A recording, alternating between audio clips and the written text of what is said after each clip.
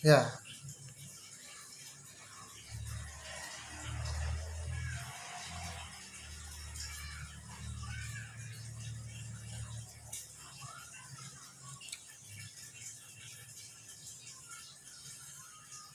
ya jadi kebutuhan ya.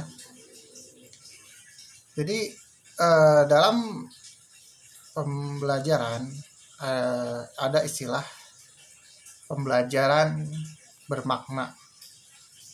Nah, berdasarkan pengalaman saya yang saya utarakan tadi, bagi saya bermakna itu adalah dibutuhkan.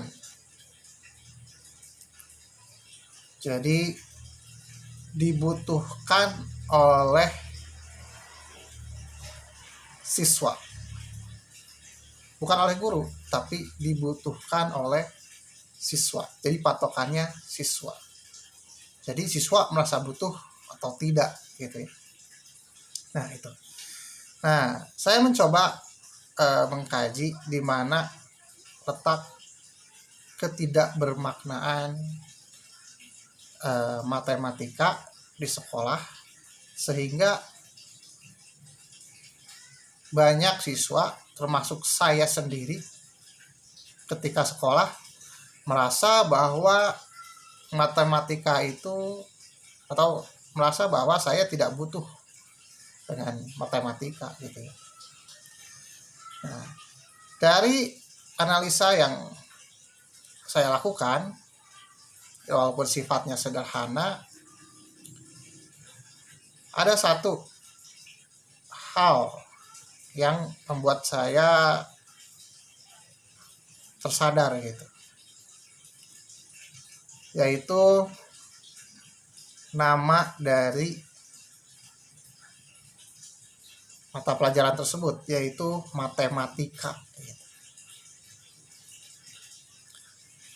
Silahkan coba Anda tanyakan ke anak didik Anda, atau Anda sebagai siswa, tanyakan kepada diri Anda sendiri, apa sih matematika gitu ya. Nah, kalau dibandingkan dengan pelajaran lain, contoh sejarah, pelajaran sejarah dari namanya sejarah gitu kan, siswa bisa dengan sederhana menjelaskan bahwa oh itu pelajaran tentang kejadian di masa lalu gitu kan. Artinya tidak sulit untuk memaknakan makna mata pelajaran sejarah. Atau contoh lain, kalau kita bandingkan mata pelajaran lain, misalkan pelajaran IPA, oh ilmu pengetahuan alam gitu ya. Nah, saya yakin siswa SD pun pasti sudah bisa menjelaskan dengan gaya bahasanya sendiri. Ya, mungkin mengatakan bahwa ilmu pengetahuan alam adalah ilmu yang mempelajari tentang alam. Tentu jika menurut definisi yang sesungguhnya, berdasarkan definisi ilmiahnya, mungkin ya tidak seperti itu. Tapi bagi anak-anak, hal tersebut sudah cukup mewakili bahwa ilmu pengetahuan alam yang dipahami sebagai ilmu tentang alam cukup menghadirkan makna di benak siswa gitu ya. Contoh lagi, misalkan mata pelajaran IPS ya, ilmu pengetahuan sosial. Ya, dengan sederhana siswa SD atau SMP bisa mengatakan bahwa oh ilmu itu ilmu tentang interaksi sosial atau bersosial gitu ya. Nah,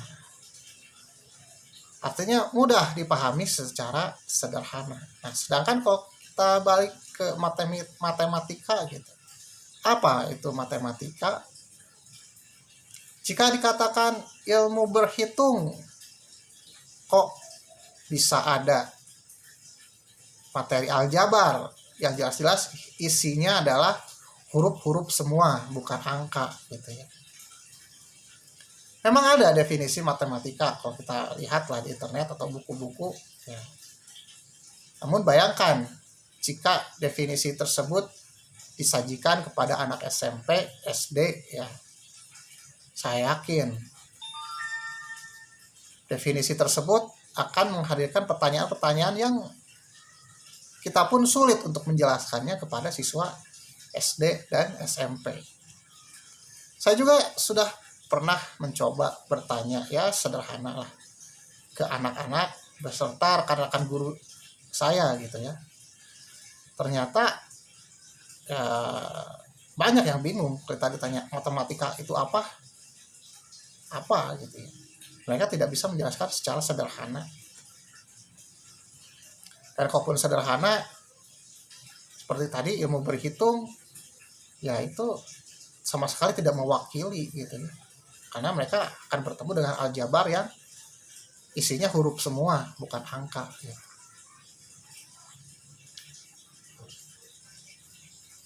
Ketika saya bertanya kepada rekan-rekan guru, ya paling jawabannya yang definisi yang sesuai dengan yang ada di kamus atau buku atau definisi-definisi matematika yang sudah diutarakan oleh para ahli gitu ya. Namun ya kalau ditanya sederhananya seperti apa yang bisa diterima oleh siswa SMP dan SD mungkin bingung juga gitu. Nampaknya bingung juga, yang saya tanyakan bingung juga. Nah, bayangkan dari sejak SD sampai SMA mereka jangankan untuk yang hitung-hitungannya sajalah, ya, jangankan untuk yang mengerjakan soal-soalnya, dari namanya saja sudah tidak bermakna bagi mereka. Nah, dari nama saja sudah tidak bermakna, apakah mungkin mereka bisa merasa butuh gitu, memunculkan rasa butuh gitu. Apakah rasa butuh ini penting? Ya sangat penting. Contoh seperti anak yang ketika sudah mulai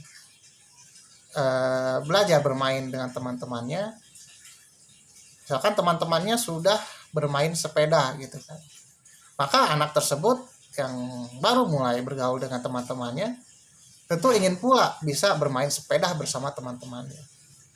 Nah, artinya keinginan untuk bisa bersepeda itu jadi kebutuhan agar bisa bergaul dengan teman-temannya.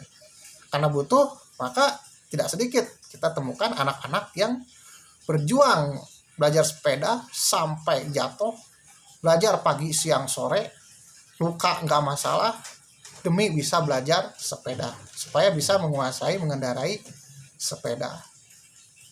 Banyaklah contoh lain ketika sudah menjadi kebutuhan.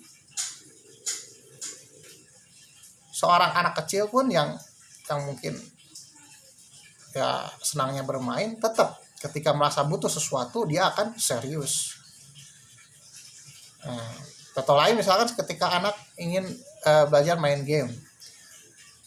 Nah, ternyata dia ingin gak hanya sekedar kesenangan belaka, tapi ketika sudah bertemu dengan temannya yang lebih jago dan dia punya keinginan untuk mengalahkan temannya yang lebih jago itu, maka dia akan terpacu untuk belajar main game pagi, siang, sore, malam. Resiko apapun ditempuh, resiko dimarahin oleh orang tua ditempuh gitu. Yang penting bisa menguasai game tersebut sehingga ketika bertemu dengan temannya yang lebih jago tersebut dia bisa mengalahkannya. Dan memang ketika sudah bisa mengalahkan temannya yang lebih jago tersebut, dia akan mendapatkan pengakuan dari teman-temannya, oh bahwa dia itu jago main gamenya, sehingga kemungkinan diterima oleh teman-temannya itu besar sekali. Nah, ini contoh bagaimana rasa butuh itu penting. Nah, tapi lihat dari segi kembali ke matematika, dari namanya saja bagi siswa itu sudah sulit untuk dipahami apa itu matematika. Nah, ini yang saya kaji gitu ya. Dan memang perlu cara bagaimana, ya mungkin perlu definisi sederhana yang memang konsumsinya hanya untuk anak SD yang mungkin bisa diterima oleh SD, SMP, SMA, tapi tidak terlalu jauh dari makna yang sesungguhnya gitu. Nah, selain nama, ada satu hal lagi yang menjadi temuan saya dalam mengkaji ini gitu ya, dalam upaya menjawab ini gitu, yaitu banyak soal-soal, masalah-masalah yang terkesannya nyata, tapi sebetulnya tidak nyata juga tuh bagi siswa. Contohnya, menggunakan teorema Pitagoras dalam menghitung tinggi menara, menghitung tinggi pohon, menghitung tinggi sebuah tiang atau tinggi tiang bendera misalkan. Letak tidak bermaknanya seperti apa? Contoh, saya sendiri, walaupun saya pernah mengajarkan itu kepada siswa, saya pernah belajar itu, tapi saya sendiri mengakui seumur-umur belum pernah dengan sengaja di kehidupan sehari-hari di luar sekolah saya menghitung tinggi menggunakan teorema Pitagoras. Misalkan saya lihat pohon. Nah, ketika saya lihat pohon, ya yang saya pikirkan ya menikmati oksigennya atau bersenang-senang di bawah pohonnya. Kalau bisa manjat ya manjat gitu. Saya tidak pernah terpikir sama sekali ketika melihat pohon langsung terpikir wah tingginya berapa gitu. Tidak gitu ya. Atau contoh lain, menghitung luas daerah misalkan ya. Luas daerah misalkan luas kolam yang berbentuk lingkaran gitu ya. Nah, kan banyak itu. Atau ya menghitung sesuatu pakai rumus gitu ya. Namun pada kenyataannya dalam kehidupan sehari-hari jarang kita melakukan sesuatu menghitung menggunakan rumus. Contoh misalkan kita ingin menghitung sebuah keliling lingkaran benda yang kecil, ya kita cukup saja menggunakan meteran gitu kan, tidak menggunakan rumus gitu.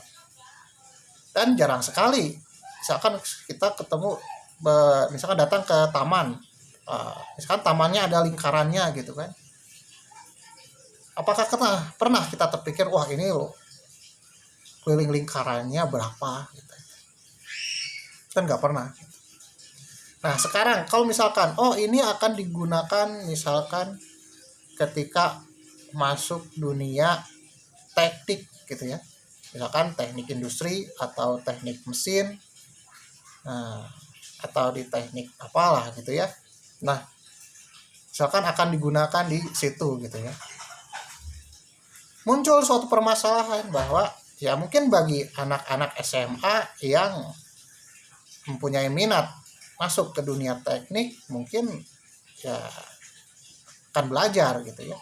Tapi bagaimana dengan anak-anak yang tidak punya cita-cita seperti itu, apalagi cita-cita misalkan ingin jadi musisi atau cita-citanya ingin menjadi koki atau bekerja di bidang pariwisata, sedangkan mereka tetap harus belajar matematika dari SMP gitu kan. Permasalahan-permasalahan tersebut, permasalahan menghitung masalah tadi, menghitung seperti menghitung tinggi pohon, menghitung luas menggunakan rumus, itu harus mereka pelajari dari bangku SD, SMP, SMA. Apalagi bagi anak SMP atau SD yang tentu belum terpikir akan kuliah kemana gitu ya. Belum, artinya apa yang dipelajari di sekolah, penerapan matematika di sekolah mungkin padahal nyata gitu ya, seperti tadi menghitung tinggi pohonnya ada dan memang memiliki ketinggian, tapi tidak benar-benar nyata bagi siswa gitu ya. Bukan hal yang benar-benar bagian dari kehidupan mereka gitu. Artinya dari segi manfaat pun mungkin hanya sebatas materi yang berkaitan dengan tambah kurang bagi kali gitu. Selain dari itu, apalagi kalau sudah pemfaktoran persamaan kuadrat misalkan, ya di mana kita bisa terapkan itu di dunia anak-anak gitu. Jadi jangan heran mereka menganggap, ya mereka merasa, ya jelas mereka tidak merasa butuh saat itu gitu ya. Mereka tidak merasa butuh. Jadi jangan heran kalau misalkan mereka enggan belajar matematika gitu. Bahkan bisa jadi ekspresi bahwa matematika itu sulit, ekspresi bahwa matematika itu menakutkan hanya ungkapan mereka untuk menggambarkan bahwa betapa tidak pentingnya matematika bagi mereka gitu. Untuk mengungkapkan betapa tidak butuhnya mereka terhadap matematika. Sehingga wajar ketika guru matematika di sekolah tidak masuk, mereka senang gitu ya. Karena mereka terbebas dari aktivitas yang berat. Berpikir itu berat ya, tapi tidak bermakna bagi mereka gitu ya. Nah itu. Jadi dua hal. Pertama, nama yang tidak bermakna bagi mereka, dan manfaat matematika yang tidak bermakna juga bagi mereka gitu. Jadi jangankan bermakna, jadi jangankan untuk menimbulkan rasa butuh gitu, untuk sadar bahwa itu bermanfaat pun bagi mereka itu belum hadir dalam diri mereka gitu, dalam diri siswa gitu. Nah jadi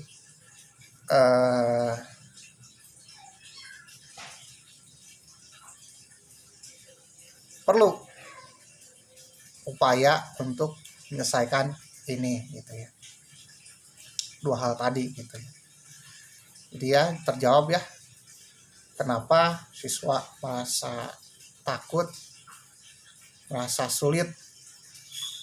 Siswa memandang matematika itu pelajaran yang menakutkan, memandang pelajaran yang sulit ya, karena bisa jadi itu ekspresi dari betapa tidak berartinya matematika bagi mereka, ekspresi betapa tidak butuhnya mereka terhadap matematika gitu.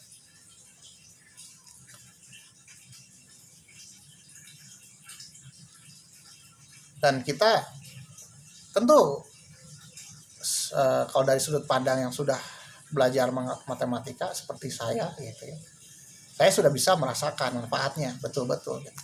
Tapi saya tidak bisa mentransfer itu terhadap siswa gitu, ke dunia, terhadap dunia mereka gitu ya.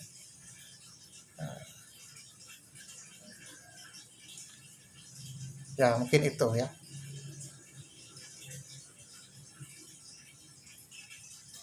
Oke, sebelumnya saya minta maaf kalau misalkan video yang ini saya terlihat banyak berpikirnya, karena memang video ini untuk ya bisa dibilang versi lain dari apa yang sudah saya utarakan gitu ya.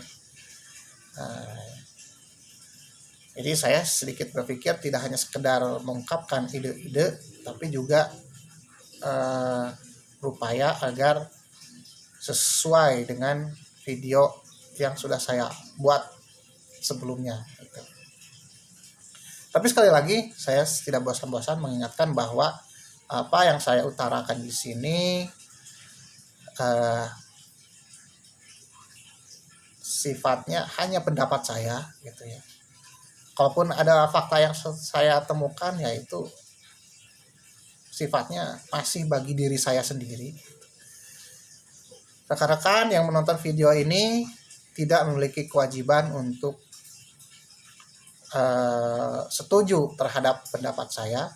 Anda boleh setuju, boleh tidak gitu. Bahkan saya mengharapkan ada yang beri komentar. Kalau misalkan tidak setuju, di mana letak kesalahannya gitu dari argumentasi yang saya utarakan tadi gitu. Namun sebetulnya sih untuk masalah ini saya mengharapkan teman-teman, rekan-rekan tidak begitu saja percaya ya. Tapi tidak percayanya tidak percaya seperti seorang ilmuwan, di mana mereka mengikuti ketidakpercayaan dengan upaya untuk membuktikan gitu. Sehingga bisa merasakan sendiri gitu ya. Ya, saya rasa itu saja yang bisa saya sampaikan untuk video kali ini. Mohon maaf atas segala kekurangan. Terima kasih atas perhatiannya. Assalamualaikum warahmatullahi wabarakatuh.